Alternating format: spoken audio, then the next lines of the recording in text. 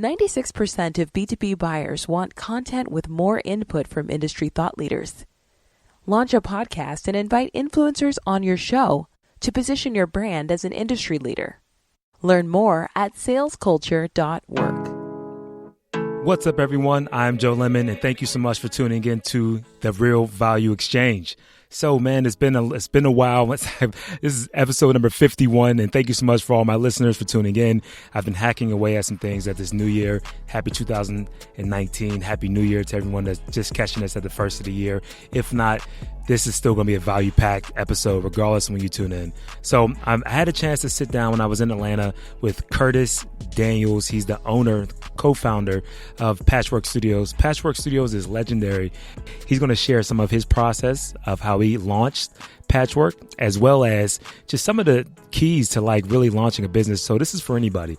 If you're a hip hop head, or if you're just someone that's into, want to figure out how to best come out the gates. He talks about the importance of not trying to target everyone when you first come out. So anyway, sit back and enjoy this. And please rate it, subscribe it on iTunes, SoundCloud, wherever you consume your podcast. And go check out salesculture.work. So for those that haven't been following me online, which I expect nobody has yet, go to salesculture.work. It's my brand new podcasting agency where I'm trying to help podcasters, up and coming guys that are bigger than me though, trying to help them get some actual ad revenue dollars, because there's a lot of money that's being spent on podcasts these days. So I want to help try to facilitate some of that for us out there, and as well as for anybody that's in sales. I mean, that's why it's called Sales Culture, because it's really this interview based podcasting format that allows you to really create some authentic relationships, and that's what I'm up to these days. So go check out salesculture.work for more details. And with that said, let's dive into the show. The amount of history that has been pumped out of this studio, I feel like more and more people need to know about, man. I do too. Yeah. I mean, when we started, it's like a conscious effort to, I know so much more now, like 23 years later than what I knew when I started. And when I look back, I was doing things and they have phrases and terms and techniques, but I didn't know that I was doing it. But the first thing that just made sense to me, I was like, man, we just need to market and promote directly to artists, producers, and managers and labels. So although I was 23 and I was in the AU Center chasing girls and going to every party, I never saw a need to take any flyers to the AU Center or hand out flyers on campus or at the clubs, because I would be like, man, even if they like what we have, they ain't our customer and they can't afford to work here. Like, you know what I mean? So literally the first 10 years, man, I was single-minded in saying that I just want to be known as the best recording studio in the Southeast. After our 10-year mark, I felt like we had accomplished that and got known for recording and mixing. So I made a conscious effort to try to introduce our brand to the general public. And that's when we came up with our I Do Music, and we started doing events outside of the studio. So yeah, give them the address, man. I feel like people need to know too. I didn't want to get distracted while we was trying to build something. You know what I mean? And once I felt like we got our feet in the ground and we became a institution, and, we got a lot of people graduating from here, going on to be engineers for everybody that you can imagine, then it was like I wanted people to kind of come see us. I wanted to clean up the house before people came over. Well, man, that thing's spotless right now, man. Because it's clean behind the refrigerator. Seriously though, because all right, so let me kind of back up a little bit here, because when did you first open up? We opened up in 95, July of 95. I graduated in 95 and we opened in 95. Wow, man. So he had the building for 2 years, but no logo, no speakers hooked up, no session. So he came up to East Lansing, picked me up from Michigan State, and then we opened probably about 2 or 3 months after I got here, the summer of 95. First session, Outkast. Get the hell out of here, man. Yeah, man. 95, you guys had Outkast in the building, man. I think that speaks so heavily to how people want to move, right? Like, especially in business, a lot of times we don't really know where we're going, especially once you launch. A lot of people don't know. I think it's very common. And a classic way I know someone doesn't really know where they're going yet is whenever they have a product or a service and they say, "Oh, I want to service everybody." Yeah, man. I'm like, "Oh, this guy's lost." You know what I'm saying? Yeah, I've been having that conversation all week, man. I do free consultations, and people come in, and I tell them that in my mind, their song, it starts off as their baby, but eventually it's a product, and each song is a business, and every business got to know who their client is, and they always say, "My music is for everybody," and I'd be like, "Man, you ain't got enough money to market to everybody, because if this song is for somebody that's from 8 to 10, you got to have a different marketing plan, and they in a different place. If it's for somebody in high school, you need money to market to them or whatever." So, yeah, man, when they answer that, man, I just take a deep breath. Yeah. You know what I mean? And we try to force them to drill down on starting somewhere. So for us, like I tell them, it's important to be known or be great at something, and people come to you for your greatness. And if they appreciate your work, then they'll ask you, what else do you do? And then you can start asking other services. But, man, trying to do something for everybody is crazy. It is, though, man. And, if you don't have pockets like Coca-Cola or like McDonald's, you ain't going to be able to execute on that, man. Nah. And so, which is cool, though, because you guys came out the gate and you got, one of the greatest, I would say, group out of Atlanta, period, to be one of your first artists to actually record here. So you guys hit it out the park when you guys first Yeah, but opened you up. know what's funny? It's like one of the things I've been using a little hashtag that you can't afford not to work here because of our history and because of the clients that we have and the things that we've done. People look at us and think that they can't afford to work here. But one of the things I always try to remind them is, you guys are looking at these people like Outkast and Goody Mob and Jeezy and Ludacris and Lil John and T.I. When we worked on all of we didn't work on Outkast's first album, but everybody else I named and so many more, we worked on their first albums. They weren't them. Yeah. Like Ludacris was just Chris.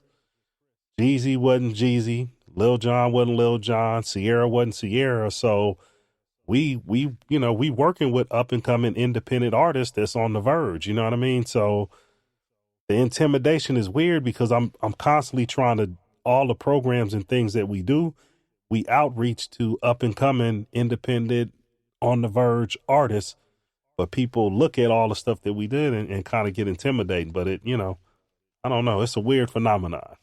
What do you think it is, though? I mean, because you always hear people say that, a lot of times when you have the conversations, they want to be great. They want to be the best. And you hear all this stuff. What do you think it is that kind of throws them off from trying to work with people like you? Because if you want to be the best, you got to be because the best, they're right? not doing their homework. I mean, they're not looking at the whole story. You just looking at who T.I. is now. Right. I mean, we treat all our clients like they superstars. We like, man, they're coming to us because they need to be able to compete with whoever the hottest artists are. And we need to, deal with them accordingly. So our used to saying is we care about the music more than you do. And a lot of times we still do. You know what I mean? We about the sound or whatever. So we ain't playing with it, man. It's not a joke. And for me, I always tell people I'm a dreamer and I got a chance to live out my dream, or I'm living my dream. And so I always encourage people to chase their dreams. Now, in the music industry, what I've come to realize is that we may lose a lot of great people early on because they ran into the wrong person and they got ripped off and they got robbed. Right. Their parents may have been supporting them and spending money, and some producer ripped them off, some manager, and then these people give up on the industry. So my goal now is to put a big ass bat symbol out to everybody to be like, man, if you come into Atlanta and you're interested in being in the music industry, before you spend any money, come over here and sit down and talk to us, or sit down and talk to me. So I offer free consultations. I don't listen to music and get into that, but just to sit down and give you a foundation in the hopes that you have a good experience dealing with the music industry, and we can keep you and you don't leave because you ran into some idiot that ripped you off. Man, I think that's the best angle I could imagine anybody taking, man, because the music industry is going through this a transition, man. And I mean, obviously, a lot more about this topic, from people trying to push tapes to CDs to now streams are where it's at, right? Mm-hmm. And the streams is even wild because I feel like now more than ever, the person's brand, it matters because there's so many different places to kind of take it. But, what type of shifts are you seeing in the whole music Well, industry? the shifts of how people consume it has changed all the time. Mm-hmm. They started off doing live music. Yeah. Then they went to a phonograph. Then they went to an 8-track. Yeah. And they went to, but the one thing that hasn't changed is the music. Yeah. The same way you got to sing a song and sing over music and all that stuff is pretty much the same. It's just the technology, which is making it easier for people to have access. So more people are enjoying it. So, I think it's cool. You just kind of gotta, it's just like, man, hey, we can put your stuff out on 2 mediums and X amount of people can have access to it, or we can make it available to everybody on demand, which is cool. Now, the little trick that, I don't really care for, that nobody ever really speaks upon. They talk about, Spotify or YouTube or somebody not paying enough to the artist. And I just keep saying that that's not really true. I read that they have like a non-exclusive agreement where they can't really tell how much they paying the label. So you're signed to me as a label. I'm paying you for your streams, but you as an artist don't know how much Spotify is paying me. So I'm telling you, I'm going to give you 0.3 cent per stream. Yeah. But you don't know if Spotify paying $1 per stream, right? Right. And that's the hustle. So like it's interesting in me when they went public, and then now I noticed that they have a studio and they got Spotify producers and they may have artists. So, and then they made it so that artists can directly put their songs out. Now, what I'm curious is, that was game changing, I thought. Well, here's the key. Yeah. Are you paying the artist what you paying the studio? Or are you giving them an extra penny of what you know that the label is giving them? Are you being honest? If you got to pay Universal or Sony for the right for their catalog X amount of dollars per stream, are you giving the artist that same amount? Or are you lowballing them because the artist is only getting 3%, whatever? Yeah. That's what I want to know. Nobody's talking about that either, man. No, they ain't going to talk about it. And so when you go, I've been to Spotify things and they slick about how they talk about it. They'll talk in code and say, hey, well, 75% of the money we bring in, we pay out. They do. Yeah, they just ain't getting to the artist. Wow. You know what I mean? And the coldest part, one thing is where at the beginning of the year, say if you a label and I'm Spotify and I want to have access to your catalog, I'm going to do an estimate on how many songs I'm going to want per year, and you're going to put a value on it, and I'm going to pay you that. Right. Now, at the end of the year, if I don't use all them songs, you would think you would get some of the money back, right? The labels keep the money, which is cool, but the cold part is they don't disperse it to the artist. Right. So if I say, hey, I'm going to buy $50 million worth of songs and I only use 35, there's $15 million extra, right? It don't go back. The labels keep the money and they don't even give it to their artists. They cold. I mean, man, labels have always been known for being just like, wow.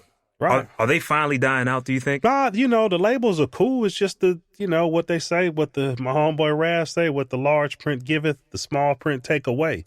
You just kind of got to read what you're getting into. Yeah. And, I think they're excellent for branding and marketing and promoting if that's in your agreement and if you can hold them to that. And if you're in a favorable position, then you can negotiate a better deal. I mean, if you're nobody, don't have nothing, and you desperate, then you kind of got to take what they take. But, maybe if you can't get what you want, what you're negotiating for, then maybe limit the term. So you ain't locked up for 5 albums or 4 albums. It's like, hey, man, you know what? Let's do this first one under this agreement. And then if we hit some landmarks, then let's agree that we're going to renegotiate and blah, blah, blah. Come back to the table, yeah. It's just a deal. Yeah. That makes sense, though, man. I mean, but I'm curious then to kind of know whether you're seeing more and more independents come right to you direct and say, hey. We always have. Okay. I mean, most of the people that get their deals, this is the stop before they get the deal. Got you. So I always tell people, I don't even have to see who our new client is. I know. Our new client is the person that's been rapping or singing. People like their music. They like their style. They've been working with their homeboys, and they finally to the point where people love their content. They love the creative part of it, but it doesn't sound right. So they done been to 30 different studios and tried not to come here, and they finally need to get their shit to sound right. So they come to a professional studio, probably because they have somebody looking at them. like a label or management or something, and they need to have a product that people are willing to invest in. So that's typically our new client. They done played around, and they car, when they put their song in, when they put the Rick Ross in, their rear view mirror be rocking. Yeah. And when they put their song in, it won't even shake the rear view mirror. That's when they got to come see us. You got Yeah. So we do a lot of we do a lot of both, man. We do a lot of both, and we're set up so that we're affordable for up and coming artists and stuff like that without sacrificing the sound quality. Well, man, I gotta say, we just got done doing an actual podcast here. We got this session going, and you guys it's a warm feeling. Right. It's like coming into a really clean, immaculate place. It's nice. I mean, you got the labels and the albums on the wall are just crazy, man, whenever you come in here. But, once you talk to the people, it's warm, though, man. Yeah, my whole thing is the right people on the bus. Mm-hmm. I used to ask people, what's more important, knowing where you going or having the right people on the bus? Or what's more important, the destination or having the right people? And a lot of people would be like, knowing where you going. And I would be like, okay, well, just imagine if you and 4 of your homeboys was in the car, y'all could have a good time drinking in the parking lot, not having no destination. Don't care where you going. Right. Or you can be in a car with 4 people that you don't like on your way to see Jesus, and it's going to be a miserable trip, right? Even though you're supposed to be going somewhere good. Mm-hmm. So my thing here is I focus on getting good people. I always tell people you should feel the vibe that, oh, that girl at the front desk was cool. Mm-hmm. Oh, when I called, they was pleasant. Oh, the staff assistants was cool or whatever. So it's kind of like the team takes on the personality of the head coach, and I'm cool. I'm from LA, man. I ain't about that bullshit. And we about our work, and we want to be prepared, and we want to deliver, but no gimmicks, man. No office furniture from Office Depot, custom. Yeah. None of that bullshit. No light bulbs blown out. Yeah. When you hit the soap in the bathroom, it's going to come out. When you go for a napkin, it's going to be a napkin there. You know what I mean? No gimmicks. I love that shit, though, man, because, being on the West Coast now, that's what I'm seeing that the real difference is that you don't get in some of the up-and-coming cities. Like, I would say that Atlanta's doing this thing now. It's pretty much here. People respect it for it being a real metropolitan. But, that excellence, that's what you get when you go to certain environments in New York, right. Certain studios out of Chicago. You know what I mean? Like, right. You get that excellence. And having that excellence is something that I think is going to help the city get to the next level, man. Yeah, one of the things that, like, ours is different. Mm-hmm. Like, I don't know, have you ever been to, Bermuda? Yeah. So, you can go from Jamaica to Barbados to Aruba, whatever. Yeah. And a lot of these places, like, when you leave the resort, people running up to you, begging and trying to do stuff. 100%. Yeah, Bermuda is not like that. And when I went over there, I was talking to one of the drivers, and he basically said, well, over here, we were never slaves. Mm. We were brought over by the Queen to be skilled workers. So we were carpenters, electricians, plumbers, and all this stuff. And we have 2% unemployment, and everybody graduates from school. So they don't have to work, right? You know what I mean? Mm-hmm. Okay, our history is we came in as a 100% commercial facility. We never got funded or took money from a record label. All of these other studios, either they got an artist associated with them, a producer, a manager, a record label that's kind of fronting, that's sitting behind the real studio name. We were self-made from the beginning, and we made ourselves so nobody can break us. So it's like, okay, we were never slaves. Yeah. So it's just a different vibe when you come in the building, because we ain't really got no pressure from any record label or anything. And then, the way we came in before we started, you didn't even have access to studios. So if you were an artist and wanted to work before, you needed to be signed to So Def or something to get in Jermaine's studio. Right. You needed to be signed to Rowdy or be affiliated with DARP to get in Dallas, Austin. You needed to know Bobby Brown to get in Bosstown. You know what I mean? There weren't any studios that belonged to Atlanta. Wow. We came in and changed the game. We was like, man, we're going to be 100% commercial facility. We're going to make our money off of booking people and providing services 24 hours a day. So for us, most people come in, like I say, they come in as a restaurant, but after 3 months, they turn into a club, right? They adamant that they're going to be a restaurant, but when they can't sell no food, they a club. I'll do whatever it takes. Yeah, all these studios that open, they come over here, I let them look around. I answer questions. I show them our blueprints. I give them blank session reports. I help them. Wow. And they always say, hey, man, we just building a private studio. It's for ourselves. It's for our producers. Nigga, until the rent due, till the person that you got that money from start wanting their money, then your ass start renting the studio out. We was built to do that. So we just different. You know what I mean? That shit's crazy, man. It's wild. I was talking to some other guys that are deep in hip hop, and they were talking about how to Oakland. That was one of the big movements out of there. And even though I'm a hip hop head, but like people that really know it, I think how they were self-funded, independent, they weren't relying on certain people to kind of do certain things for them, so they never had to hoard themselves out. Right. Yeah. So imagine here, if I took funding or took money from a record label, the way the record labels work is they give you what they call advances, or they give you money. That advance is crazy. And then they sell your product and make the money back that they gave you, and then they keep taking money forever. If you go to the bank and get a loan, you get a loan for $1 million. You pay the loan back for $1 million. You own the shit and you don't owe them no money. Just think of a record label. They give you $1 million. They make their $1 million back. They still own all the shit and they taking extra money from you forever. So we just deal with the bank. That shit don't make sense, right? Really, how you going? I'm gonna give you $10. Yeah. Okay, you make me pay you back 20, man. But when I pay you 20, it's a wrap. I own the shit. Yeah. Whatever I bought with the $20 is mine. Their motto is, I'm going to give you $10. You're going to give me back $200 million. And when you pay me back $200 million, I still own your shit. Right. That's the dumbest shit on earth. It's crazy. I mean, so why do you think artists aren't trying to be more independent? Because now I feel like you have the platforms that weren't there before in the past. Got the platform and the money. Yeah. Yeah. I don't know. Okay. I mean, like my thing is like, some of the people, some of our people that are in positions, man, didn't even graduate from high school. Sure.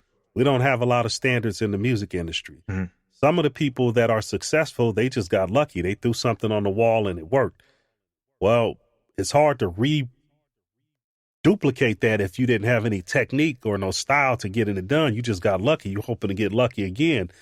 I don't know what these people be thinking about. You know what I mean? Because I feel like we have people in a predicament to make a change, but a lot of the people that are at the top, you got to think again how they started. They borrowed something and they owned something, or somebody owe a piece to them. So they never really can break free because somebody gave them something essential to who they are. And that person is holding that over their head that they can threaten them and break them. Right. Yeah. So it's like, they really ain't really free. Like, you know what I mean? It's somebody that's holding something over you that can stop you from really jumping on out there. Man, I think this speaks to a larger conversation too. I hear this a lot, man. People, especially in the whole Black community, people know how to go out and make money now. Right. People are learning how to go out and get to it. And you see a lot of people coming up, but people still don't know how to be free a lot of times. Right. You know what I mean? Like they don't know how to just kind of be in their own and kind of hold their own. And it's a process to actually get to that. Right. Because a lot of people want to hit you with a whole bunch of motivational quotes and get you hyped. You got to keep doing the work. So it's like for us, like for instance, we wanted to add a mastering room. And it was over $50,000. We just saved the money. I mean, I had financial people, loan people, leasing people. All of them called me. Hey, every year they call me. Hey, you guys want to buy some new equipment? You want to add a new room? You guys are pre-approved for $300,000. And I'd be like, man, we just going to save up and buy our own shit. Like, you know what I mean? So we just don't, it's just a different, I went to a couple of things with some people in the city and I quickly realized that I don't fit in the room because their mindset is, let me come up with a concept or an idea. Let me spend as little as my money as possible to prove that it works. And then let me go around and beg people for money. That's the whole mindset with a lot of the startup culture, man. That's what I'm saying. So my mindset is we got a good idea. Shit, that shit seem like it's working. Let's save up our own money and fund it and go do it. And then we get to keep everything. But it don't work like that in the music industry. It's like, hey, I got an idea. I'm dope. Let me go record a couple songs. Let me get it hot. And as soon as it's at its most valuable point, let me take some money from somebody. Now they own my shit. That shit is crazy to me. It is wild, man. Right. Well, Curtis, man, I got to say, man, I really do appreciate you just taking this moment to kind of drop some jewels, man, for people who are, I think a lot of times at this transitional point, and the fact that you guys have given them a bridge to either whether they want to go keep owning their actual own products, their own content, or at least have some leverage once they go to an actual record label and say, okay, you know what I mean? I'm already hot. Right. I already got it, so I don't have to go sell my soul for this. You know what I mean? Right. So I think you guys are doing some great stuff here at Patchwerk, man. I really do appreciate you just jumping on the mics, man, and being so hospitable, just for me as well, and then, too, on the little podcast thing, too, let me put this out there. We do have a podcast. It's called I Do Music. Dope. So the audio is available wherever you stream your podcast, and then the videos are available on our YouTube channel, just Patchwerk Studios. But that podcast, I scheduled every guest for the whole first year, the first 52 episodes, because I only wanted people on there that I respected. And I didn't put any artists and famous people. I just got people that have been working behind the scenes for 10 or 15 years that are experts at what they do. So, our thing here is we either doing recording, mixing, mastering, some paperwork, distribution. That's the 5 things we do in one hand after 23 years. Anything else you see us doing, it's always going to have an educational backing behind it. It's just information. I just feel like when we started, nobody would help us.